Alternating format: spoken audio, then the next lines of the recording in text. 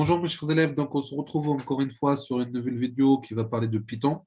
Donc, aujourd'hui on va voir quelques fonctionnalités, ça serait print et input. Donc les deux fonctionnalités qu'on va voir aujourd'hui.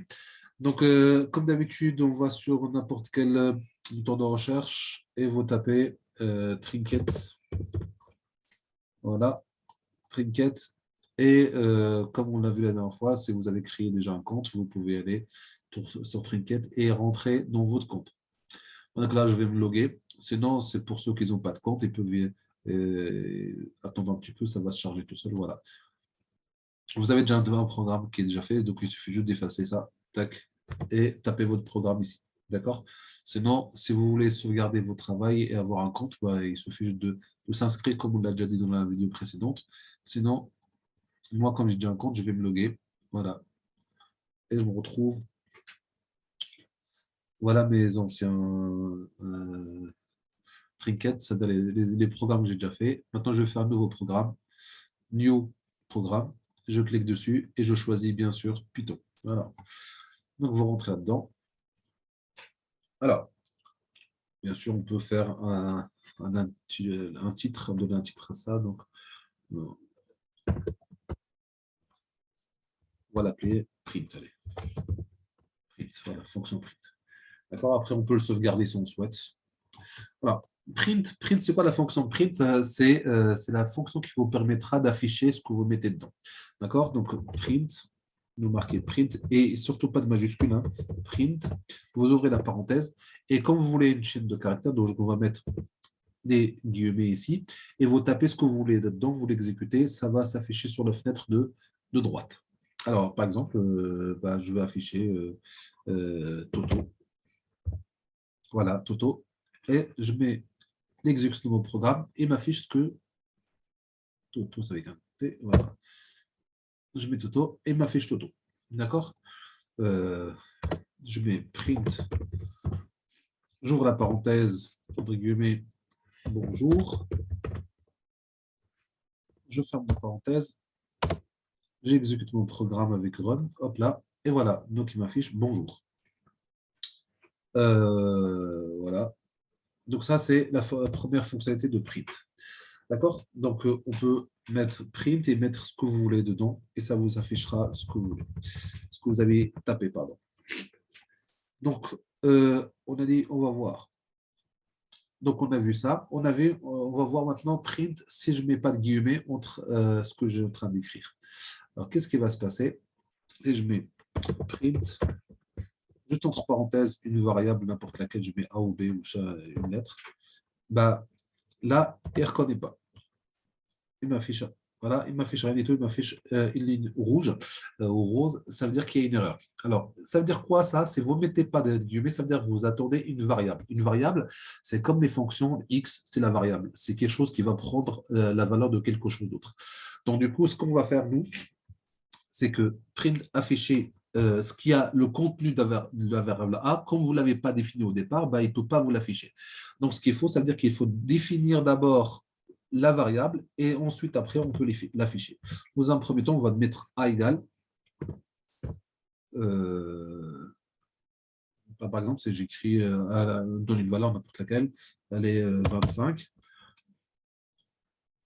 Ben là, j'ai défini une variable dans laquelle je mets A, la variable dans laquelle je mets 25, et après, je demande de l'afficher. Donc, du coup, regardez ce qui va s'afficher. Ben, il m'affiche bien 25. D'accord? Si je fais, par exemple,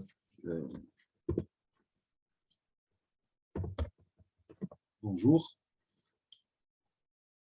et m'affiche bonjour. Donc, dans la variable A, j'ai mis une chaîne de caractères qui est bonjour. Donc, du coup, il va m'afficher ce qu'il y a dedans. D'accord? Donc, retenez bien, si vous ne mettez pas les guillemets à l'intérieur des parenthèses de print, ça veut dire que c'est une variable. Et cette variable-là, pour pouvoir l'afficher, vous devez d'abord la définir, dire ce que vous mettez à la place d'autre. D'accord? Donc, voilà. Donc, on peut passer à autre chose. La troisième fonctionnalité qu'on vient de voir, c'est bonjour avec plus la variable, plus autre chose. C'est ce qu'on appellera la concaténation. Concaténation, c'est-à-dire additionner des objets qui sont de la même nature, c'est-à-dire additionner les chaînes de caractères ou additionner les chiffres, les nombres.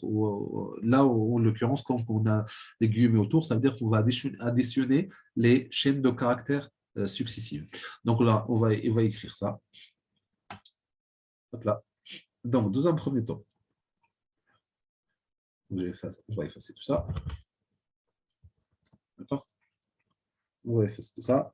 On va dire print.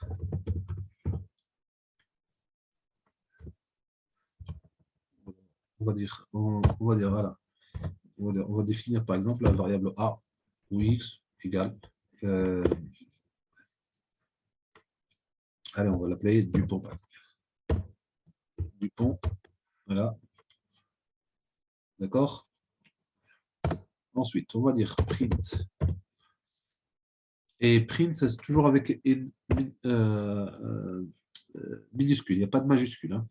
Donc, print, on va dire bonjour. D'accord. Donc, on va afficher bonjour. Je mets un espace pour ne pas coller les mots les uns derrière les autres.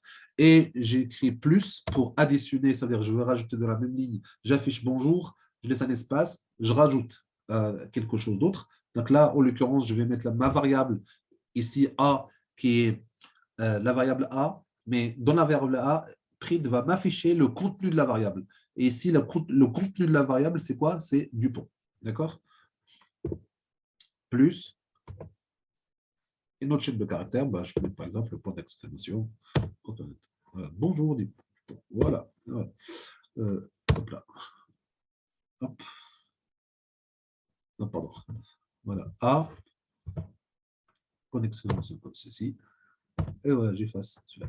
Voilà. Ça me donne bonjour, espace, plus la variable A, plus point d'exclamation.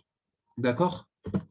Et normalement, si j'exécute mon programme, ça va m'afficher bonjour, espace, le contenu de la variable A, espace, le point d'exclamation. Donc là, je regarde, bah, vous voyez bien que c'est bonjour avec un R, ça serait peut-être mieux. Voilà. Run, voilà. Donc ça me fait bonjour, espace, Dupont. D'accord? Voilà. On va voir maintenant autre chose, c'est si on demande à l'utilisateur, par exemple, de saisir son nom et afficher son nom selon ce que l'utilisateur a rentré comme nom. Exemple, on va dire bonjour, le nom de la personne de l'utilisateur derrière. Donc, du coup, on va demander à l'utilisateur de rentrer son nom maintenant. Donc, la fonction qui vous permettra de demander à l'utilisateur de rentrer quelque chose, soit une variable, soit un nom, soit quelque chose d'autre, c'est la fonction input. D'accord? Input. Donc, on va effacer tout ça. On peut le laisser d'ailleurs. On va le laisser input. On va la mettre dans A. Input. D'accord? J'ouvre. Je mets.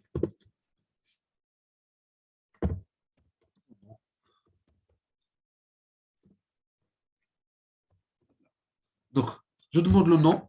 Je le mets dans la variable A et va m'afficher bonjour. Un tel. Donc maintenant, pour exécuter, maintenant, input, ça veut dire que j'attends quelque chose. Ça veut dire que l'utilisateur va rentrer une variable. Et cette variable, c'est ce que je mets entre parenthèses dans input, c'est la question qui permettra à l'utilisateur de répondre à cette question-là. Et selon la réponse de l'utilisateur, ce qui va écrire l'utilisateur, je vais le mettre dans la variable A.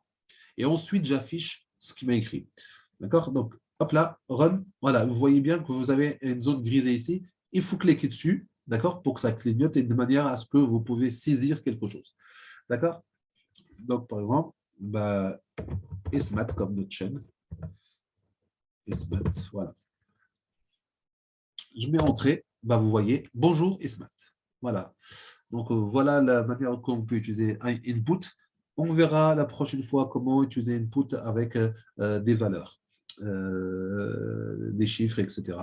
Les chiffres et les nombres et les convertir en décimales et de nombre entier, etc. Donc voilà, j'espère que cette vidéo vous sera utile. Je vous dis à la prochaine. Au revoir.